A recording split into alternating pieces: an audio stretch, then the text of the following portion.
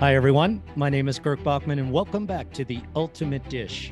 In today's episode, I'm speaking with Chef Lee Hillson, executive chef at the Royal Palms Resort and Spa in Arizona. Chef Hillson is a James Beard House featured chef and a four-time nominee of Arizona's Culinary Hall of Fame. He's run top-rated kitchens in some of Arizona's most prestigious restaurants, including the Sheraton Grand at Wild Horse Pass, Kai Restaurant, and all 7 restaurants at the famous Phoenician Resort in Scottsdale. Lee has cooked for the likes of President George W. Bush, Barbara Streisand, Princess Diana, Richard Branson, and Billy Joel. He was also a competitor on Food Network's Iron Chef America. Join me today as I chat with Chef Lee about returning to the iconic T. Cook's restaurant, Arizona's culinary scene, and the cultural influences that inspire his cuisine. And there he is. How are you, Chef? I'm good. How are you doing today? I'm doing great. I've got to ask immediately. I thought you were in Arizona, but it's looking like you're somewhere in England. No? No, I am in Arizona. This is actually Corfe Castle. It's about 20 miles from where I was partially brought up in England. And it was a castle that was built by William the Conqueror in 1068. Unbelievable. 1068, right? Wow. Wow. We're gonna get to that in a minute, but I would be remiss if I didn't kick this off with a couple of personal questions. Number one, it is August in Scottsdale, Arizona. How are you holding up? I'm doing well, staying inside most of the time. Yeah. Our good friend John Paul used to tell me that sidewalks in Arizona were just garnish for the streets. No one actually ever used them. They're cooking utensils. Yeah. And the homeless people in Arizona actually ask for sunscreen versus money, right? So Pretty much. I have to ask, how long have you known our friend John Paul Hutchins? I've known JP for about 20 years now. Isn't that something, Yeah, right? a long time. Did you work with him a lot when he was running the culinary school and then brought some of his students over? Or I did. I used to use some of his students, and it was kind of funny because if I would go to the school and go into some of the classes, I would see one or two of my kids who were still at school and they wouldn't be shaved. And I had a very, very, very strict shaving policy. And I would literally call them out in the middle of the class. oh no, oh no, oh no, oh Yeah, gosh, I love that. I love that. What, yeah, it's all about relationships. We talked to John Paul, a few weeks ago. I think it was episode number 51 or something like that. He's just doing really, really, really well. Such an amazingly good person, and I thank him for the connection. And I'm really looking forward to our chat today. I have to. The only thing I've got in my office that comes close to where you're proposing here behind you is my man Marco Pierre White back there, right? so that is an amazing picture. And I'll tell you a little story about it. It was actually taken by Bob Carlos Clark, who was the photographer for the book White Heat.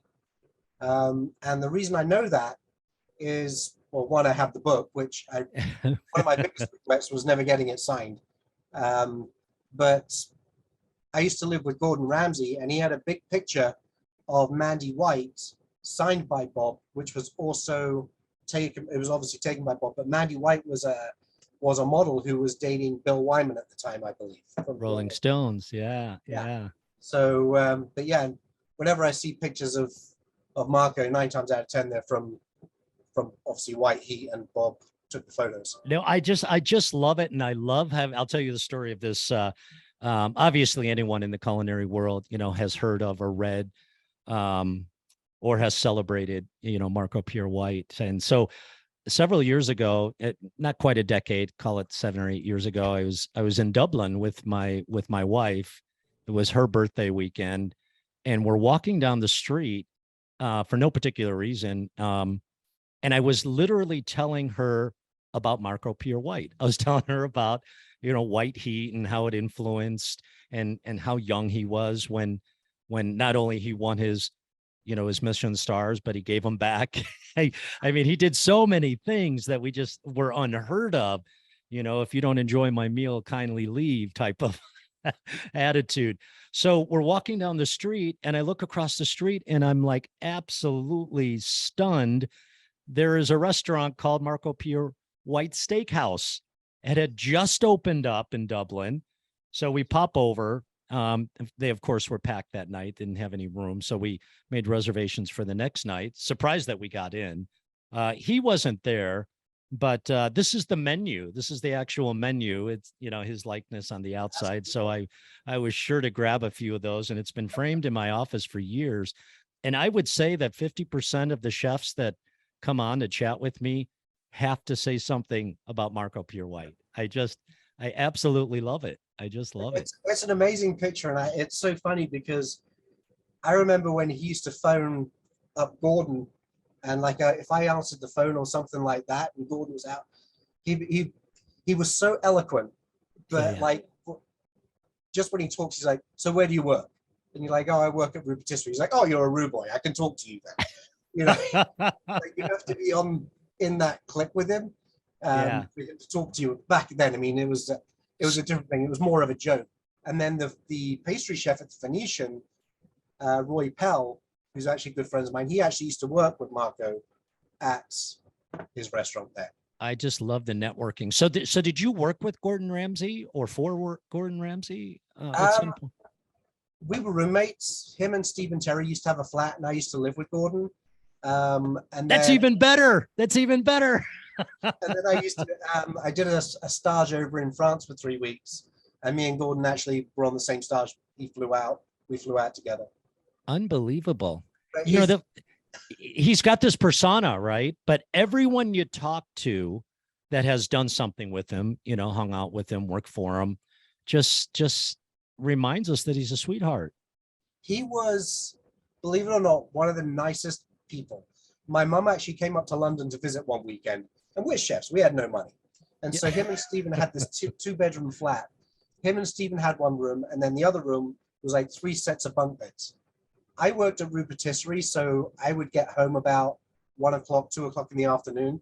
Then I would go to bed soon after that as the other guys were leaving to work. One weekend, my mum came up and she had bags of groceries. He was leaving and he came out, took groceries from her, brought them upstairs. And he goes, "Just so you know," he goes, "I'm going to sleep in the bunk room. I've changed my sheets so you can have the other room so you don't have to deal with the other people." Like he didn't have to. I mean, it was his flat, for crying out loud. But I mean, it's just the guy he was. He was just a very nice guy. I just love that story. And only you know that, right? Do you still stay in touch now and again? No, I haven't spoken to Gordon in, gosh, probably 30 years, 25 years, something like that. So a long time. Well, this will ping you. You'll reach out and say, "Hello. Hey, were your ears ringing today? We talked about you today." I love it. I just love it. I mean, we're a fraternity, right? Of chefs, of cooks. And, I absolutely adore stories like that. Let's talk about you though. You so born in London. Yes. And when did you head to Australia? I've actually been out there twice. There was a thing called the 7-pound or 10-pound pom in the 70s and 80s. Okay. So they wanted to get the economy boosting in Australia. So for £10, they would fly you to Australia, put you up and help find you a job. Obviously, I flew out with my parents because I was a kid at the time. So we actually did that twice. And we went to Western Australia. The first time was literally in the middle of the outback. So they mined iron ore. And then the second time we lived in a place called Dampier, which processed and shipped iron ore to Japan. And it was, the best way to describe it is it's a cross between Phoenix and Sedona, but on the beach. So when you talk, I'm in. Be careful what you wish for. Yeah. If you think about the heat in Arizona, it's the same heat, but with 100% humidity. Oh, tough. And yeah. As a kid, we had to swim in a 25 by 50 foot shark cage. You had blue-ringed octopus, stonefish.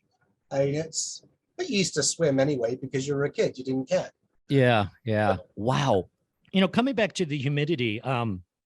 So we said at the beginning, I just want to come back to Arizona. I mean, we get a little uptight here in Colorado when it approaches 90. Everybody starts panicking and heading to the mountains. But is there that big of a difference? And I'm going to kind of try to connect this to food.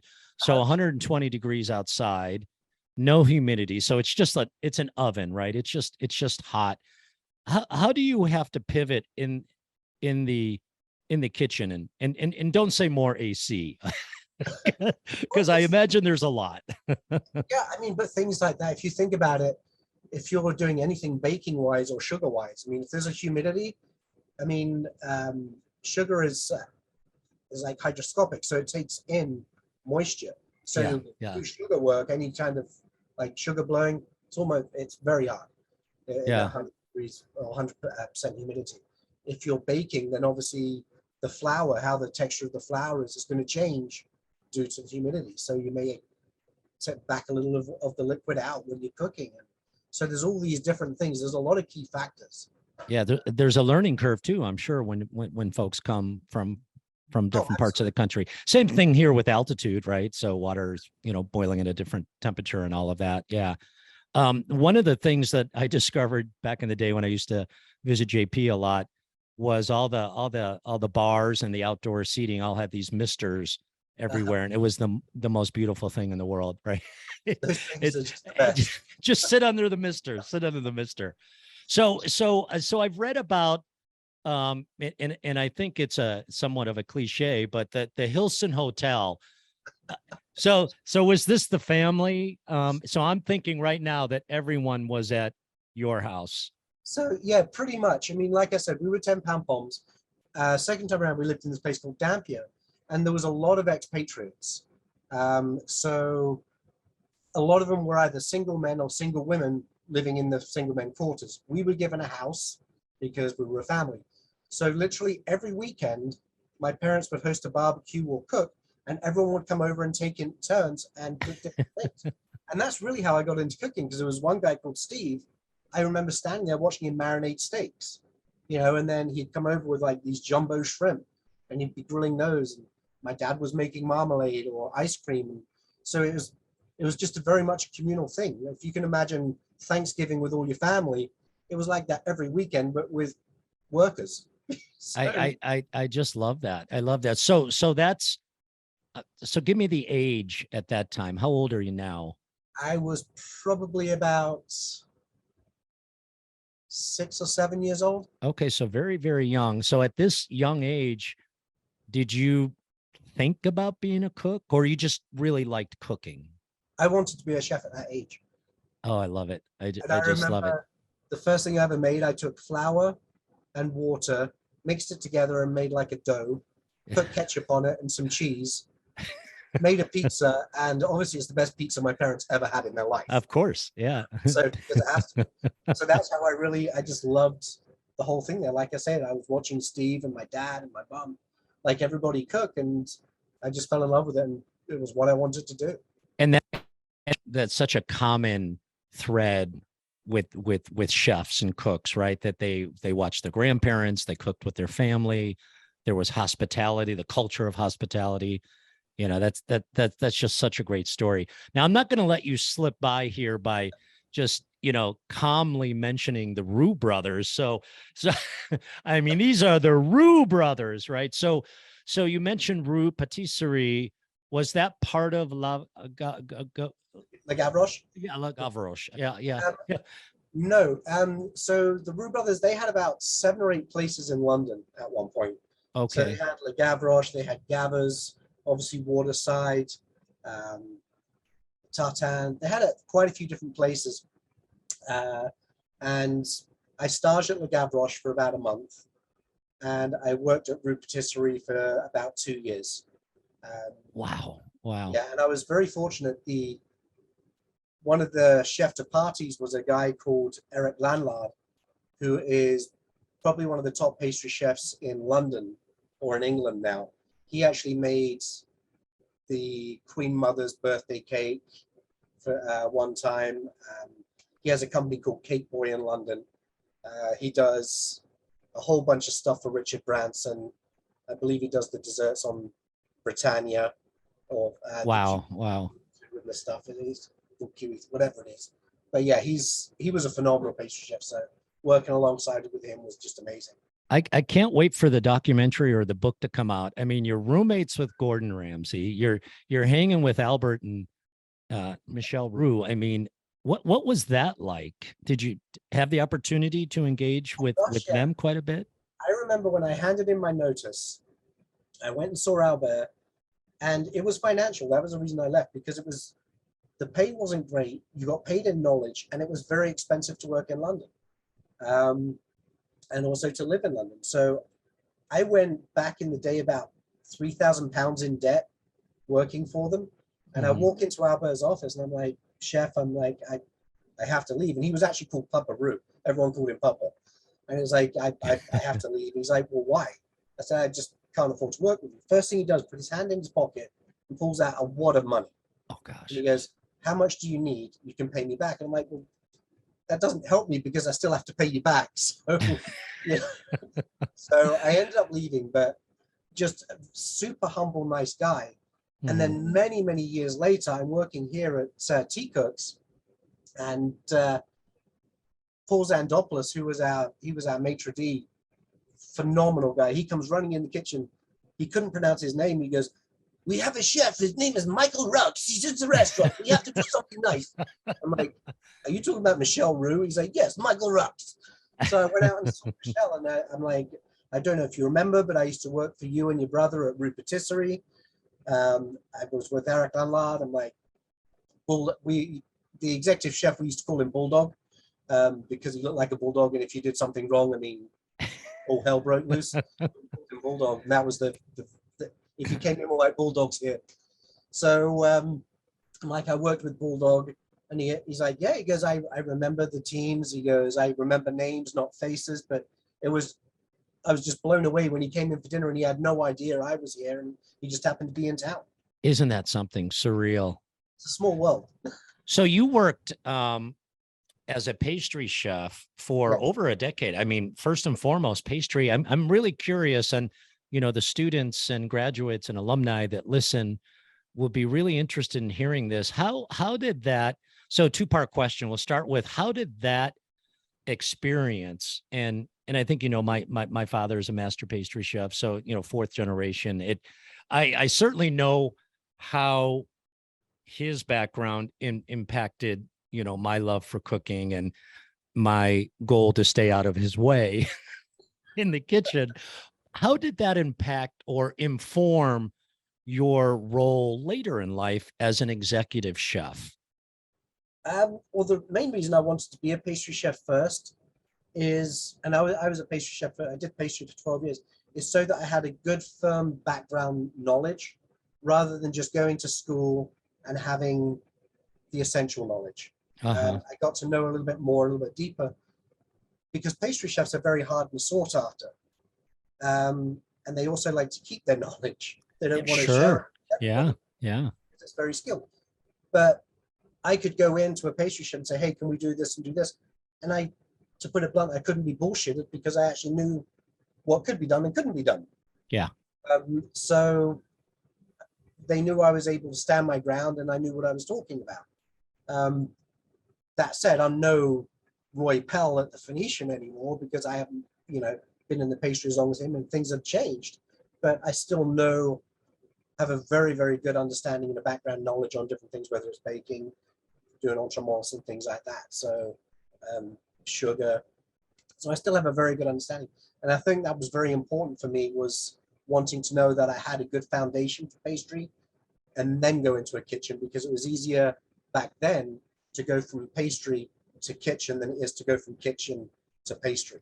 Okay, that makes sense. And so second part of that question, how would you define it's your style of cooking today? That's a good question. Well, I'm a lot calmer than I used to be, if that makes anything to Well, do. it's interesting, and I appreciate that. When you take a look at someone's resume, and you look at where they're cooking, you think about, oh, that must be Spanish influenced, or that must be Mediterranean influenced. But I'm just really curious, with that depth and breadth of experience with the Roux Brothers and even probably following Gordon Ramsay's career, and then as a pastry chef for as long, I'm just really curious, how you can what you consider yourself. Yeah. I'd probably say a little cross between classical French and more Mediterranean. So we just go across the whole gamut, because we do things here that may be a bit North African, Moroccan, Spanish, Italian. So we're kind of all over the Mediterranean board. But right now, we're actually also adding a few more world influences. So we're actually adding a few more Japanese touches and things like that, just playing around and experimenting. Yeah. So getting a little bit more global, if that makes sense. Yeah. And here's why that's just such a great response, particularly for students. And I promised the audience that I did not practice and pay you to say classical French, but we try to emphasize with our students that classical, the foundation of techniques, is rooted in French cuisine, and so really, I love it when chefs reference their classical French training, because all techniques come from that, right? And then you apply different ingredients, global ingredients to your style of cooking. Yeah. Absolutely. I still think I'm a firm believer that like knife cuts, even like people will joke about fluting a mushroom or toning a potato, but they are so instrumental in just getting the skills down. I mean, you may not use them, but when you can perfect them, then you're respecting the ingredient, you're respecting the food, and you're honing your skills, which takes you to another level. And if you can't master those, then I don't think you're going to master the rest of it. You have to be able to take that classical stuff. I mean, it was funny, like I would have some of Paul's students, they would come in and they'd turn a potato and things like that. And they'd be like, I bet you can't do one as good as that. And I'm like, okay, if you want to bet. And so then I would do them behind my back and still blow the rest out the water. I'm like, all you got to do is practice. Yeah. Practice, practice, practice. Yeah. It was a standing joke that I was the chef in town that could turn a potato behind my back. Yeah. I love it. I love it. When I was at the Gavroche, we would literally take a case of potatoes home, sit on the tube, and on the way home, we'd be turning potatoes or fluting mushrooms ready for the next day's service. We used to take the stuff home and do it. Muscle memory just becomes, yeah. That's a good lesson. So let's talk a little bit about, so you're in Australia, you're falling in love with food. When did your culinary education come onto the scene? Was that back in London or was that in Australia? Yeah, it was back in England. We moved back to England when I was about 12. I went to high school. Our education system was a little bit different and more advanced at that point. So I graduated high school at 15 and a half. Started culinary school just before I turned 16. And then I graduated culinary school at 17 and a half or 18. It was a 2-year course. Went to London, worked at the Four Seasons as part of my externship. Mm-hmm. Then once I'd done that, I left. I went to a place called La Fosse in the south of England, which was a Michelin star restaurant. I worked there for about a year and a half. Then I went and worked for the Roux Brothers. Did a stage over in France, which I said was Gordon and that, which was connected with the Roux. Then I went to Roux Patisserie, where I got this nice little scar on my eye there, from where I forgot to put salt in the croissant. And I learned this, like it was one of the best things I ever learned. When we used to make croissants, we did like seven batches of 25-pound bags of flour every single day. And one day I'm just putting everything in there, mixing it up, got the dough, we turn it on to croissant.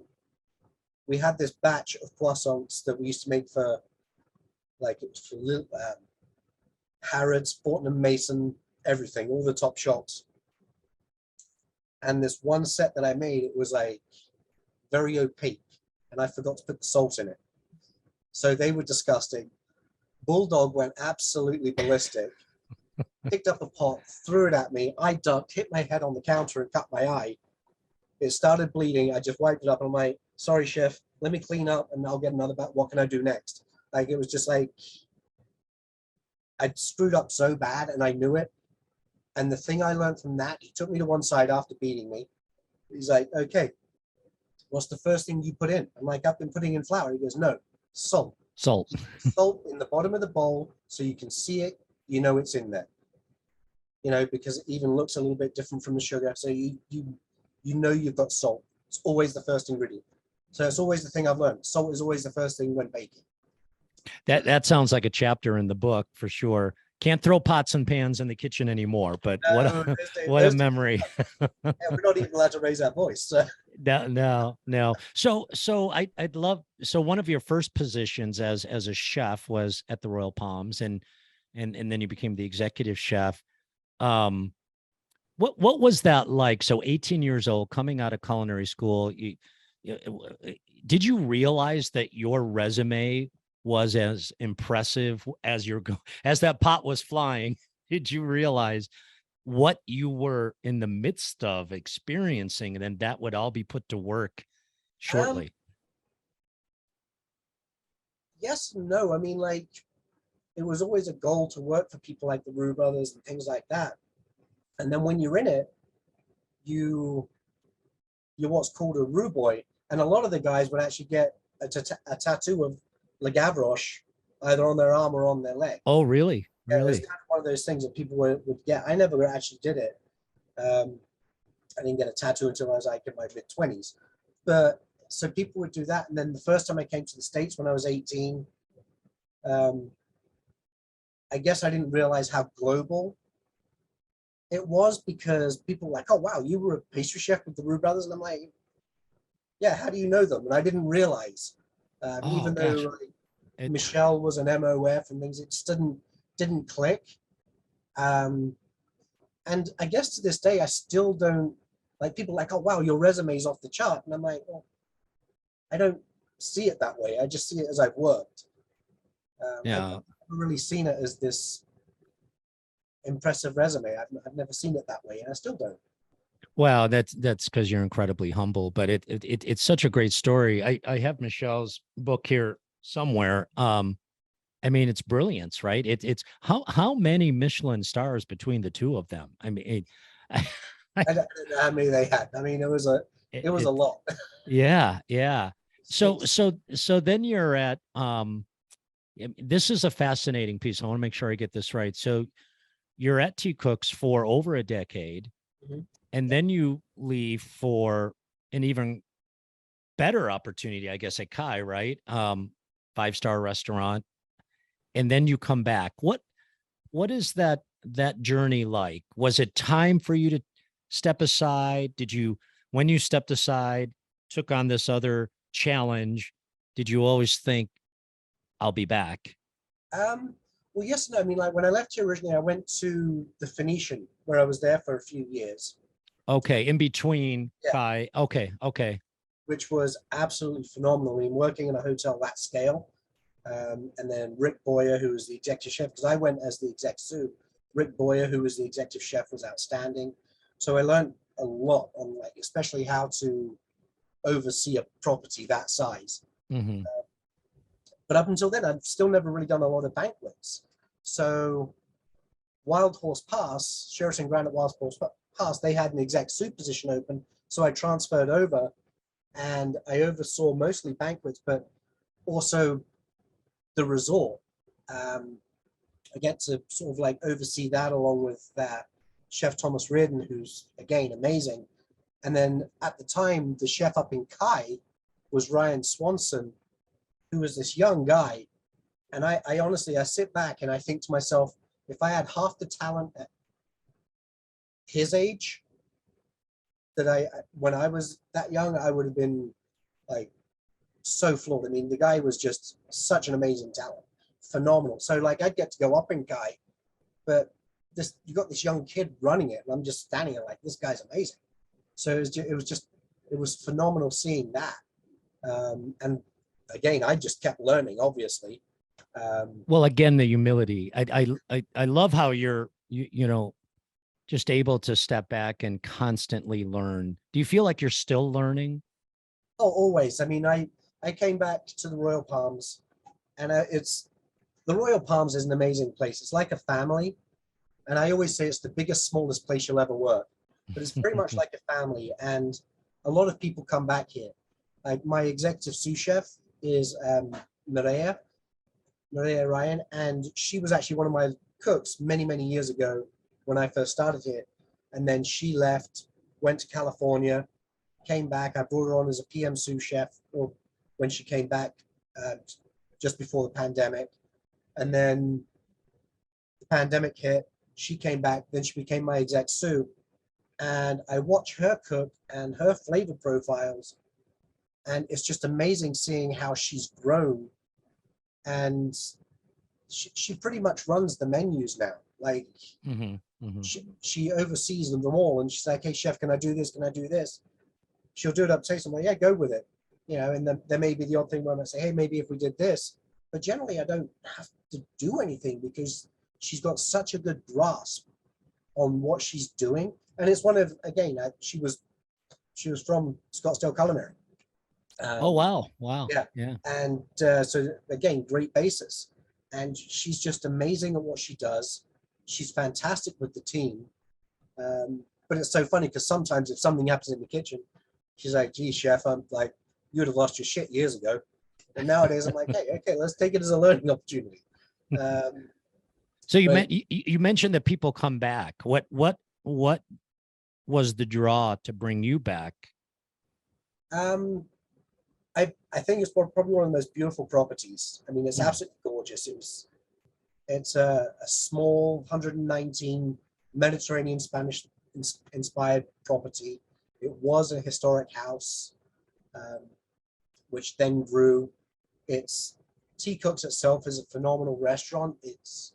Most hotels have a restaurant and it's an amenity. Tea Cooks is more like a restaurant with a hotel as an amenity. Yeah.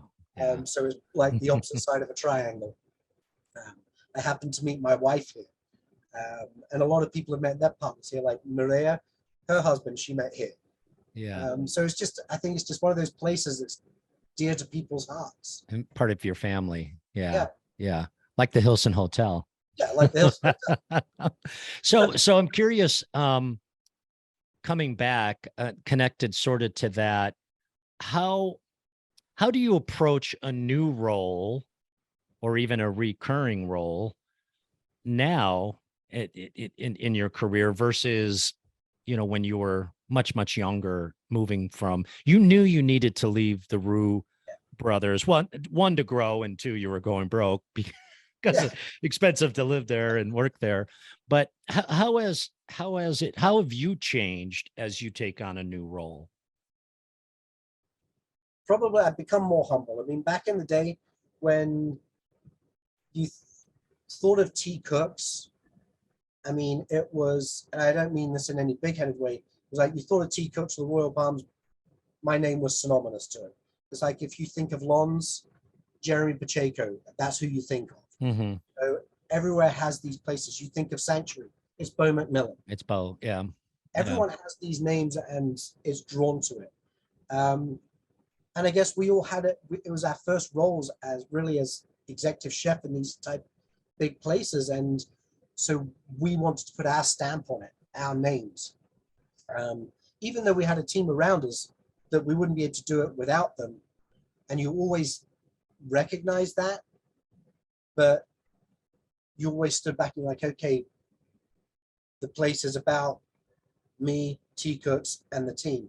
Now I sit back and I'm like, it's about Maria, the team, and then I'm in the back. And then just coaching anything, being anywhere I can to help them move their career. Because at the end of the day, I'm 53. I'm on the downside of my life. I'm going to die. God knows when, but I'm going to die. And these people, I want to be one of those. I don't want to be known as Lee Hillson, this guy that could cook, or Lee Hillson. I want to be known as the guy as, you know what? He was a good mentor. Yeah. That's how I want to be remembered, not as this guy who was a cook. Well, you said Gordon Ramsay was eloquent, but that was very eloquent. Storyteller you are.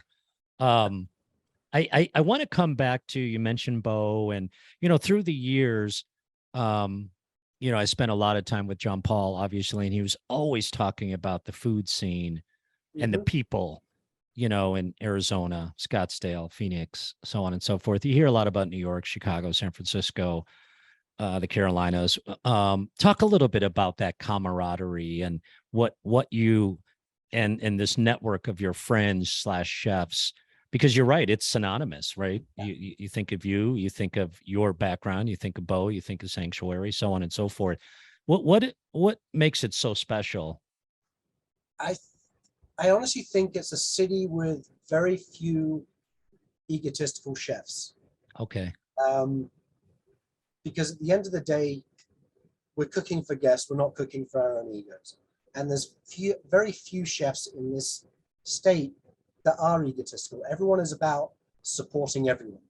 I remember when I first moved to this town and I was a chef de partie here at Tea Cooks, I went to Barmouche, which was one of Mark Tarbell's places. And I remember walking in for reverse happy hour as he's walking out. I'd been in town 2 weeks, and I remember seeing a picture of him in the paper. And as he walked out, I'm like, "Oh, are you Mark Tarbell?" He said, "Yeah." And obviously he's leaving to go home. I said, "Oh, I'm Lee. I just moved to the Valley. I'm over at Tea Cooks." He's like, "Oh, come with it." He came and sat at the bar with me for half an hour and had a glass of wine. Wow. And to me, that was just one of the most welcoming things. And it made me think, wow, chefs in this town are nice. And you think about, we've got a fantastic food scene. We have Vincent, we have Christopher, we have Mark, we have Bo, we have all these amazing people.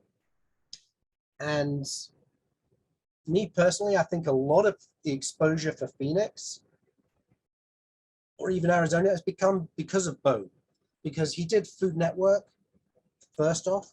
And instead of being what could have been a very selfish thing and been, okay, I'm Bo, this is about me, he didn't. He brought it around about, hey, I did this on Food Network. I want to spread the love with this city. You know, Yeah. I got to go on Food Network because he introduced me to the right people. Obviously, Mark did. And then he did things like Best Thing Ever Ate, and he's talking about Matt Carter and Zinc Bistro, and he's brought the love, you know.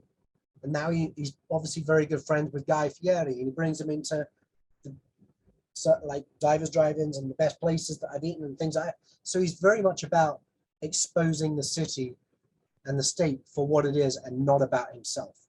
Yeah. Which to me is very inspiring, which is why he's always going to be one of my best friends and always going to be very much an inspiration to me and a lot of chefs out there and a lot of people growing up. And I think people need to look at people like Bo or Mark and realize that it is about the food, the guest, and the humility, not about, hey, look at me, I'm a big puffy chest chef, I know everything, I'm the best. Yeah. Yeah. And you're all mentors to the next generation. John Paul used to always say that no one in Arizona is from Arizona. You know, he's sort of tongue in cheek. You know, people come for the weather and, you know, obviously the good food as well. I'm real curious how. So you've been there for quite a while, but your travels are pretty extensive. How has your travel and your past history influenced the cuisine that you've brought to Arizona? Is it is it something that you believe that you've, like, it's a signature, like this is what I've brought to this fraternity of incredible cooks, or is it still constantly changing? I think it's still constantly changing. I mean, because food's evolving around the world all the time. There's always so many different techniques. Me personally, now I tend to go back to the older style of techniques and like more of the roots of cooking. I'm not into, I call it like sucking flavors through a helium balloon and all that sort of stuff. Yeah. Although that food is just like so amazing. I mean, it's awe-inspiring and the flavors are outstanding. I'm very much about, personally now, the simplistic look. It doesn't have to have dots all over the plate and dust and things. I want it to taste good. I want it to remind you of when you were somewhere. I mean, the first time I went to Spain, I had a paella. And as soon as I ate it, I'm like, God, our paella tea cook sucks. I'm taking and I came back and I changed the whole way we did the paella. You know, back then we were using the wrong rice. We weren't doing it right because we were doing it for speed and pushing it out. Sure. We had managed to adapt it to still be able to do it for speed by partially cooking like the Kalisbara rice and that. But then we finished it at the fireplace. So we got a beautiful crust underneath, beautiful crust on top. Oh, And there was just much more love in it. And I'm like, okay, this this is where I realized we weren't doing it right before. We have to do things properly and right. And it's more about showing respect for that dish, for its origins. Yeah. Yeah. Not just I, about pumping out money. speaking of paella, I can remember, gosh, that's a great story. I was in Stockholm of all places years ago, and, it was just a small community, and they had this tradition, not sure where it started, but they would come together in this kind of community park, and the largest paella pan I'd ever seen in my life. I'm chef. I'm 20 feet by 20 feet. I mean, it was crazy. And they started working on the coals like the night before, right? And got them just perfect. And then the whole community came down. There was nothing sophisticated about it, except for the person with the paddle who was controlling the sofrito and all of that, right? But every family came with what they wanted to prepare and just took their little part of the paella pan. Wow. The rice was consistent for everyone, right? And to your point, you realized how it was really just about beautiful, perfect, appropriate food, as simple as it can possibly be. It wasn't about presentation, it was about flavor, taking care of your family. Yeah, I love that story. I've heard more paella stories like that than any other food, right? It's very personal, right? And in Stockholm of all places, right? Where they probably have a window of 15 days where they can have weather to sneak in a paella, right?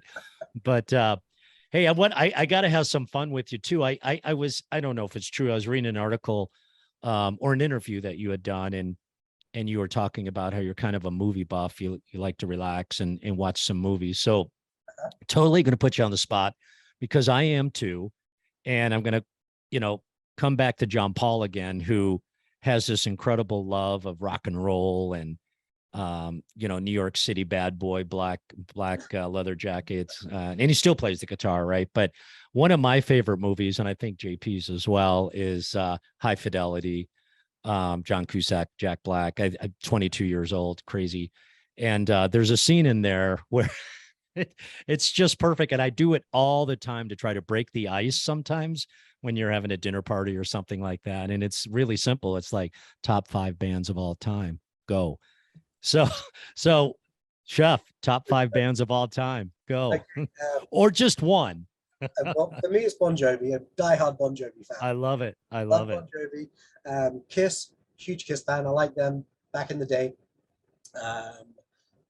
Really, really like the Rolling Stones. Seen them a few times. Phenomenal band to see.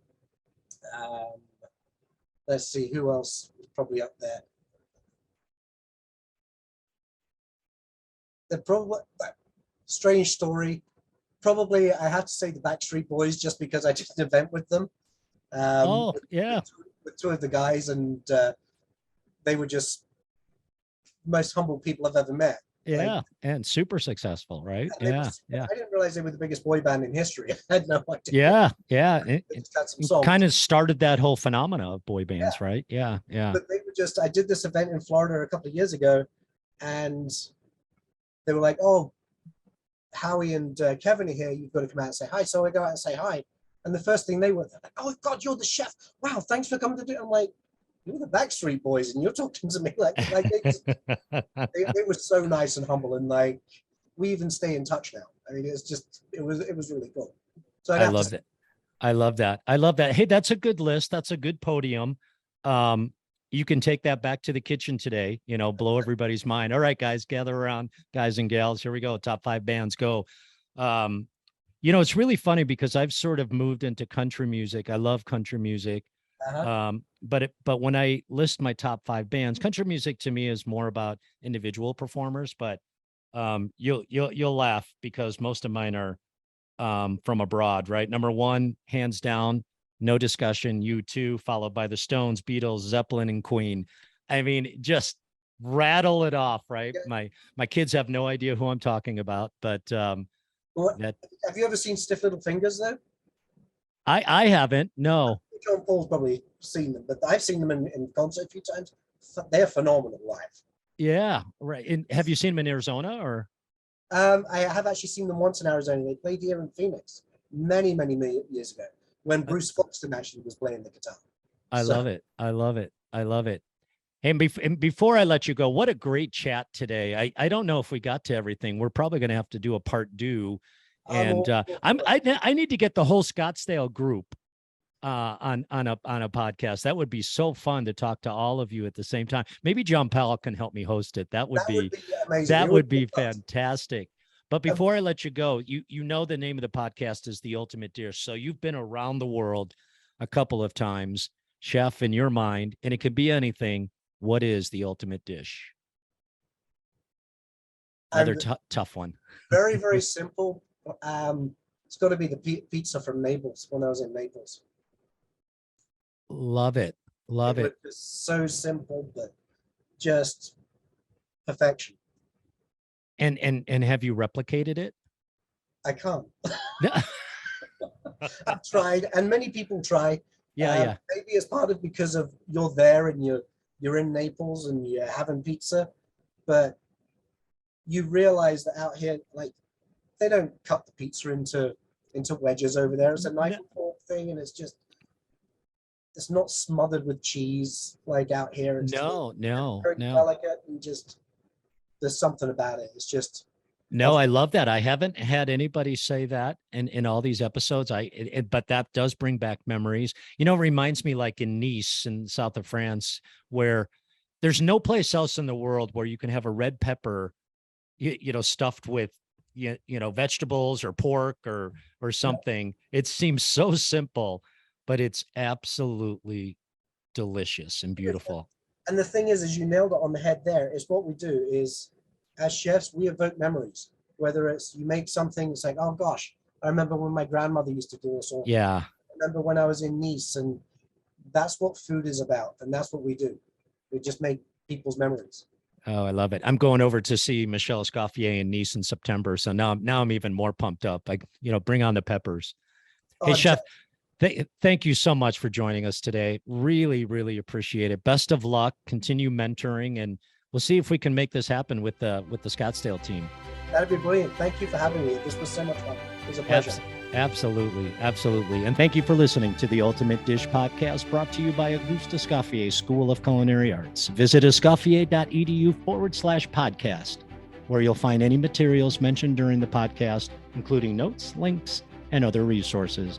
You can also browse other episodes and subscribe.